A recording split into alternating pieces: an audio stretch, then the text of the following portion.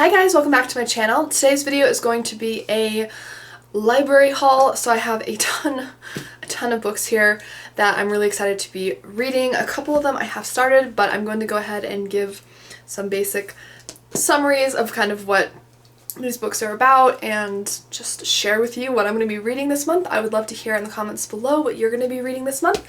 There is a substantial number of mysteries in this. I have some classics, some cozies, some historical fictions. I have a couple nonfiction books, but it's a lot of mysteries. So get ready, get yourself a cup of tea, and let's go ahead and hop into the first book. Okay, so these two here, this little white sticky note is covering my location, because it has my town's name in the library, so apologize for that. But this here, I have two different cozy mysteries. These are both cozy mysteries that I have read others in the series from. I did start both of these out of order just because I ended up picking them up at my library and they didn't have the first book, but then these I requested through their hold system through the library network, so they were sent from a different library. Anyways, starting with this first one here, this is the book Tragic Toppings, a Donut Shop Mystery by Jessica Beck. I've previously read A Slice of Murder, a Pizza Lover's Mystery by Chris Cavender, and he has a whole pizza lover mystery series, and this was actually one of the first cozies I ever read, and it's just delightful. The characters, it involves two sisters. It's just, their relationships are so well fleshed out, you feel like you know these people within the first few chapters. It's just fantastic, and you will get very hungry reading this by the way. So I do recommend this series as well, on a side note. But I believe Chris Cavender and Jessica Beck are pen names of each other, so this is the same author. So I ended up trying to find more of Chris Cavender's books, only to discover that he writes under the name Jessica Beck, or she writes under the name Jessica Beck, because I don't actually know if either of these are their real name. I don't think they are. So the person writing these books also writes under the name Jessica Beck, so I found the donut shop mystery and was like, perfect, great, because I love a good cozy mystery, especially a food related one. There's just nothing more cozy than something related to food. So this is the fifth book. I'm currently reading, I think, the first book, which is Glazed Murder, and I have read Evil Eclairs, which was the fourth one. That's the first book I started with just because I picked it off the shelf. You know, with cozy mysteries, you can usually jump in at any time. I prefer to read them in order, but if it catches my eyes enough, I will just pick it off the shelf. Anyways, Tragic Toppings. So this follows the donut shop owner, Suzanne Hart, and she's a sweetheart. I love her. I think she's maybe in her late 30s or so it's an amateur sleuth. Cozy town, really great. She owns a donut shop. She loves having all these customers come in because she has so many friends. She gets to meet all these people and have just a little piece of everyone's life, gets to see them for just little bits of the day. Gives her a really good way to find clues and things as well, because she knows so many people. So in this particular book, one of her customers ups and disappears, and the police start questioning Suzanne, who is the last person to have seen the person. She doesn't know anything about the disappearance, but when the customer doesn't turn up, Suzanne starts to look for her. This is a book I'm very excited for. I'm on the second one that I'm reading from the series right now, and it's really good, so I'm really enjoying that. And again, if you do like cozy mysteries, food-related ones, this one here, this is what got me into the cozy mystery genre, is the Pizza Lovers mysteries. So really enjoy those. They are excellent. Going on to the next one I checked out. This is Crewel World, as in the Needlepoint term here. And this is my second time reading a book from here. The first one I read was the 16th or something in the series. There is a huge number of books in this series. This is the first one, so I went back and I want to read the first one. But the first one I read was called Tie-Dye, as in tie, Thai, dye, like you dye cloth. So very punny, fun titles, which I love. So this is the first in the series, which is a needlepoint one. This was a little bit of an odd pickup for me because I love to cook and bake, so these food ones are very much up my alley.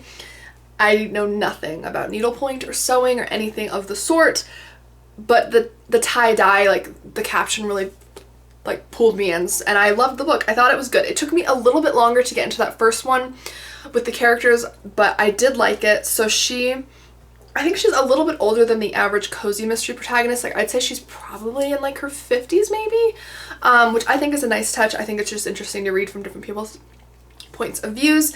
So the main character's name is Betsy. She arrives in Excelsior, Minnesota to visit her sister Margaret and to get her life in order. So she actually ends up getting a job at a needlecraft shop.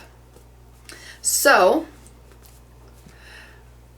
in this book, the first book, and I guess this is what kind of keeps her in here, this is all in the back, so I'm not, spoiling anything. This is in the summary.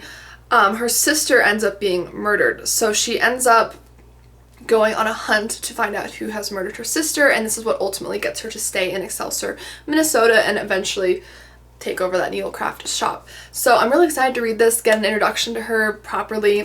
Her friends that were developed in the tie-dye book were just wonderful, quirky characters. They were sometimes the secondary characters in books can be very lackluster, very flat. You don't know much about them. They're just kind of there to support the main character, but they all had fleshed out lives, and I really loved that. So I'm excited to read this. So as a mystery lover, if you're watching this as a mystery lover, you're probably going to be like, how can you call yourself a mystery lover?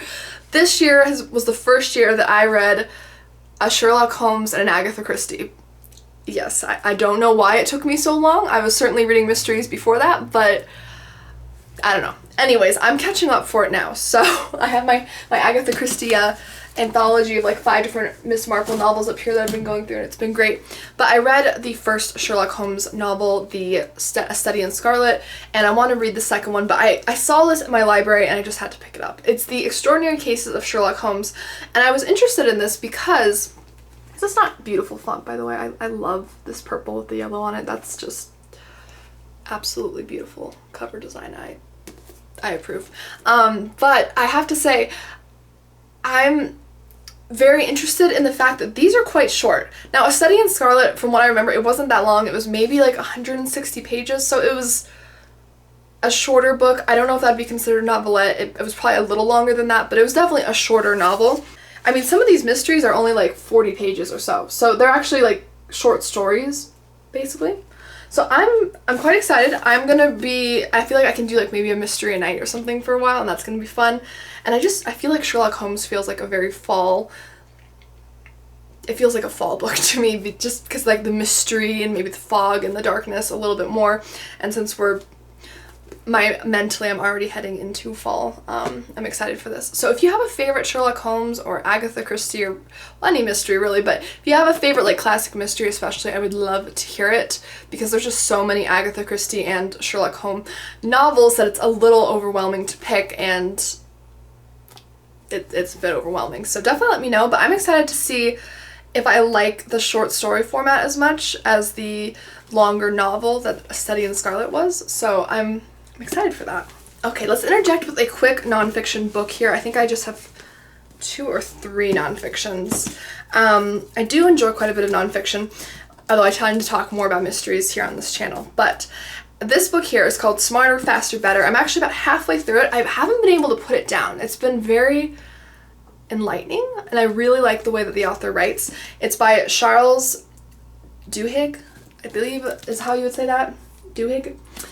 So this is the book right here, and basically this book is supposed to go through the secrets to being more productive in your life and in business. So some of the chapters include different themes of motivation, teams, how to focus, goal setting, managing others, decision making, innovation, and absorbing data. Those are the 8 chapters, and each one has a lot of different case studies in each one, which for me, that is so important in a nonfiction, is I really need it to be like storytelling. Like, tell it to me in a story, because I remember things in a story form so much better than I'll ever remember just reading, this is how you do it, A, B, C, D. Like, tell it to me in a story and give me like real life examples, and here's examples on how to actually implement it into my life, and I will love you forever. So that's how I work anyways. Let me know if you're like that. Maybe it's just me. But so far I really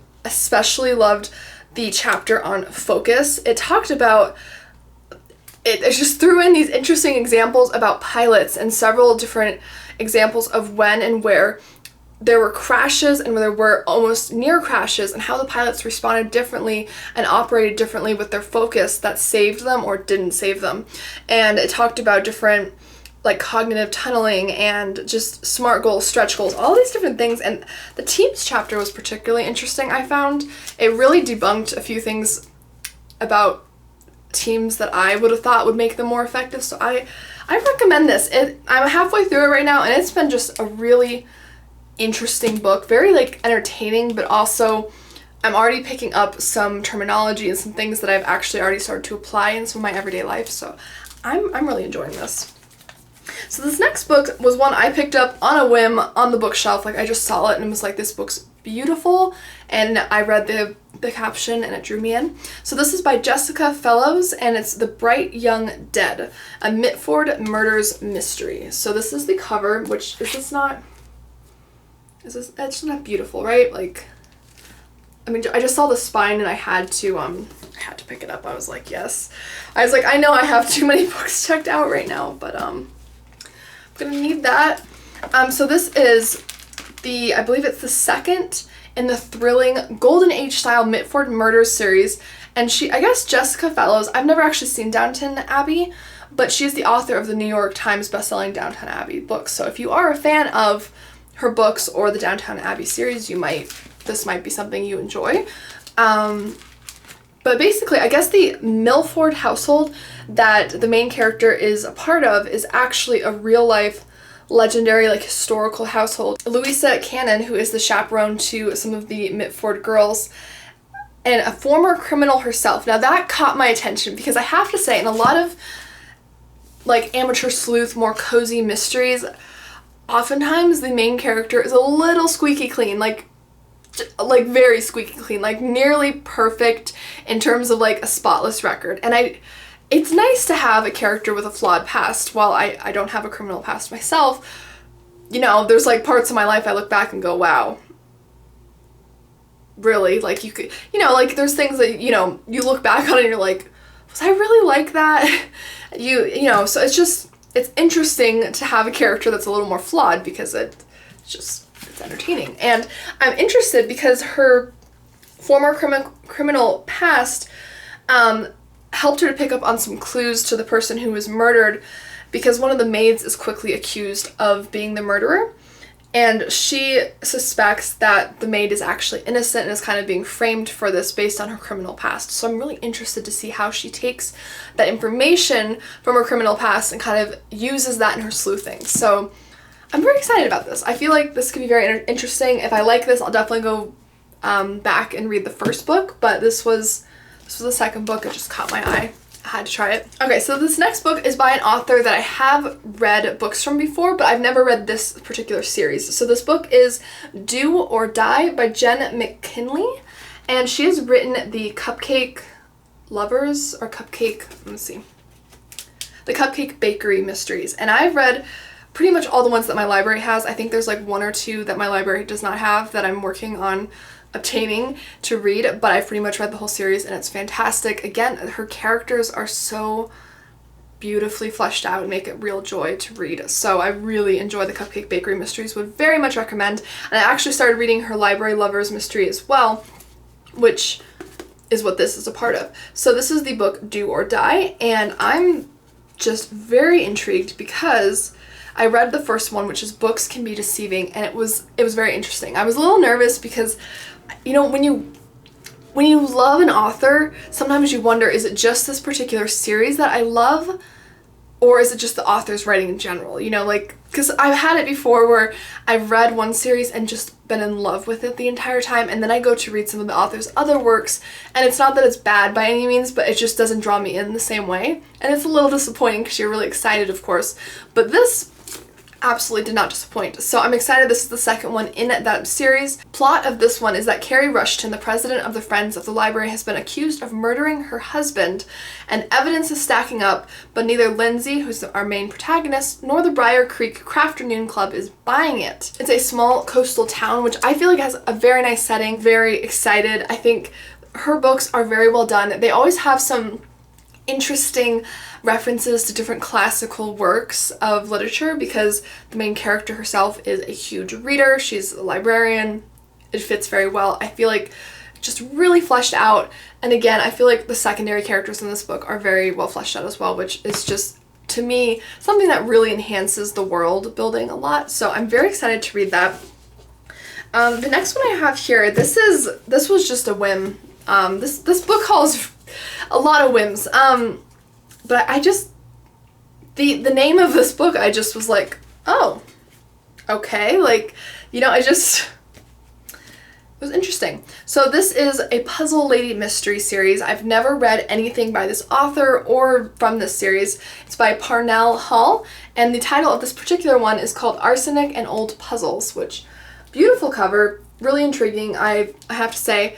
Apparently there's puzzles in here that will help you solve the mystery, which, oh, okay, I see there's actually crossword puzzles, like, full on in here, like in the text, which is really interesting. So that's cool. So I'm excited. This is, again, this is I jumped into like a very random part of this series. As you can see, there's a huge listing of books. This is the entire series up until this book. There's more after it, but I'm excited for it. I love crossword puzzles myself, so that actually was something I was like, yes, I love this. This could be really cool.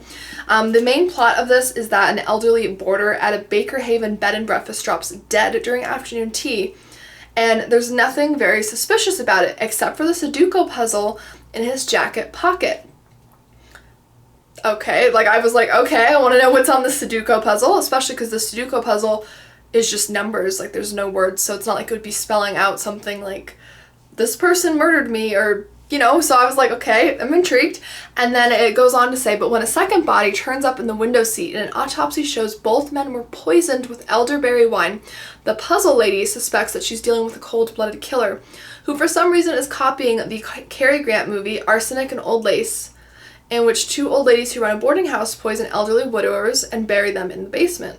So I'm extremely intrigued by all that. I have never seen the Cary Grant movie that they are talking about, Arsenic and Old Lace. I haven't seen that, so that won't really help me in solving this clue. But I'm excited about the puzzles. I'm intrigued by the Sudoku puzzle in the murder victim's jacket. Like, that's just a very interesting clue to me. I loved the title, so it drew me in. Next book we have here, this I'm very excited for. This is much thicker than I thought it would be, because I put this on hold, so I didn't actually see the book until it arrived. This is the Book of Unsolved Mysteries, which is by Publications International Ltd. I don't see an author's name listed on this, but essentially this is a book of real-life unsolved mysteries, which, as much as I love a good fictional murder mystery or just mystery in general, I do really enjoy is kind of a hard word to say, because it's not that you enjoy people disappearing. Like, you know, this book, it says about Amelia Earhart, her plane finally being found, and her disappearance, I guess, is one of the things covered in here.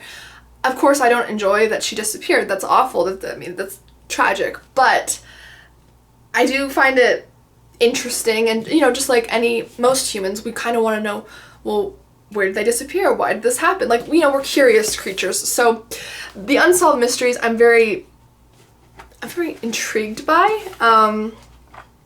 It looks like, kind of like, I don't know if you've read an Uncle John's like bathroom reader, where it's like broken into short thematic sections sharing different interesting like facts or bits of information. So this here, from what I can tell, you have different sections, like here's H.H. Holmes, a serial killer at the World Fair. So it's got like a few pages on him. And then we jump to it, and here we are, the Philadelphia experiment, which is, I have absolutely no idea, but it looks like some sort of Navy destroyer, USS Eldridge, reportedly vanished, teleported from a dock in Pennsylvania to one in Virginia, and then rematerialized all as part of a top-secret military experiment. Is there any fact to this fiction? So it looks like it's going to be maybe debunking some myths and mysteries. It might be solving some or giving more information about it. I'm very intrigued. This looks really cool. The chapters are broken down into things like ghostly appearances, haunted homes and other entities, the oddest objects and treasures, unexplained phenomena, creepy creatures, peculiar places. So I'm very excited about this. I am planning on this channel to do some real historical mystery telling. I don't intend to be doing any type of like present day true crime, because I personally, I don't know if I have quite the stomach for that, and it's just there's just so much going on with like cases that are more current, or like, but for things that are like very much in the past, I find I might cover some of those, whether they are murders that were in the past or whether they were more just like strange mysteries or like what happened with this, like different historical mysteries. So I'm thinking this could give me some interesting ideas. So if I find anything in here, this could be like a good starting point.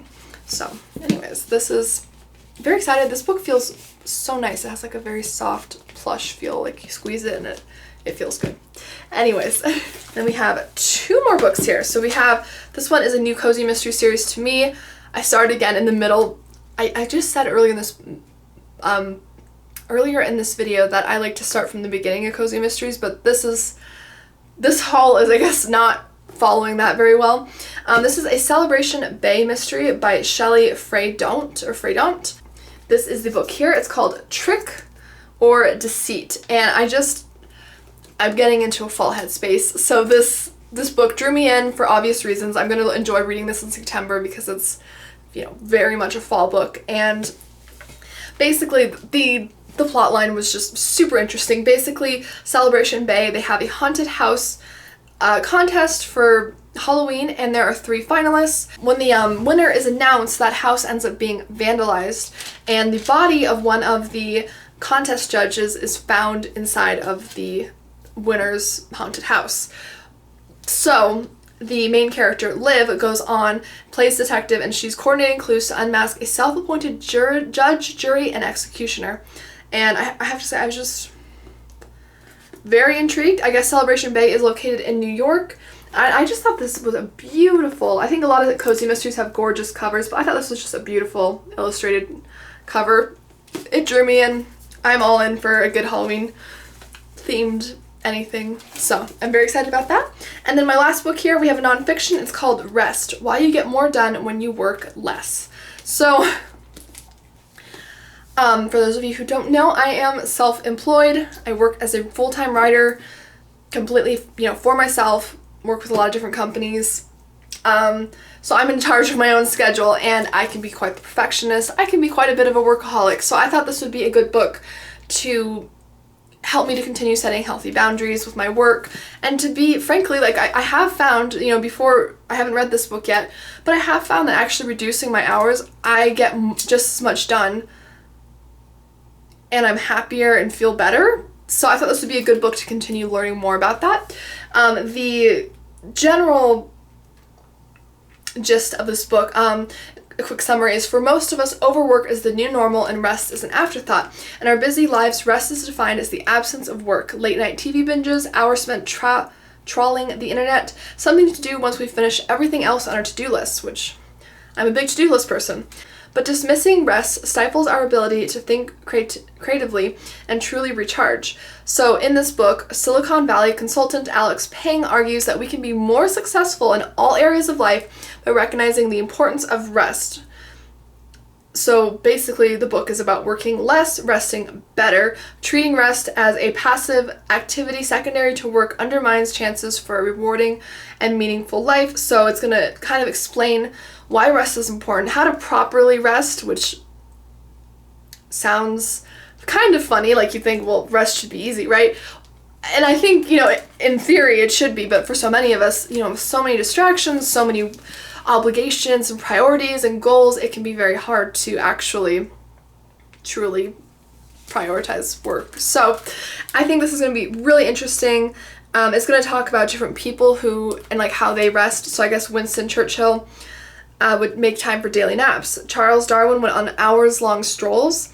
Bill Gates would spend a week alone in a cabin, and all these are examples of what the author calls deliberate rest. So it's going to talk about different science behind it, revelatory historical examples, and just kind of rethinking how we've been taught to view rest and like how to maximize it and just be more productive while resting and feeling better. So I was like, great. 2 things that sound wonderful. So I'm very excited about this. And again, this is by Alex Su Jung Kim Pang. That is the end of this haul. Thank you guys so much for watching. Please let me know down below. I would love to know what you are reading, and if you do have any recommendations for me in reading, especially any like classic mysteries, I would absolutely appreciate it, especially Sherlock Holmes or Agatha Christie books, because I'm really enjoying writings by those authors, but there's just so many of them that it's very overwhelming to begin reading all of the many works they offer. I'm like, I don't even know where to start. It's very overwhelming. So thank you guys again for watching. I hope you'll hit subscribe. This channel is all about mysteries, so if you are a mystery lover, hit subscribe because we have mystery books, mystery recommendations. We're going to be doing historical mysteries and tellings and different mystery content across the board. So if you love mysteries, this is a great place for you. And let's go ahead and hang out again sometime, and I'll see you guys in my next video. Bye.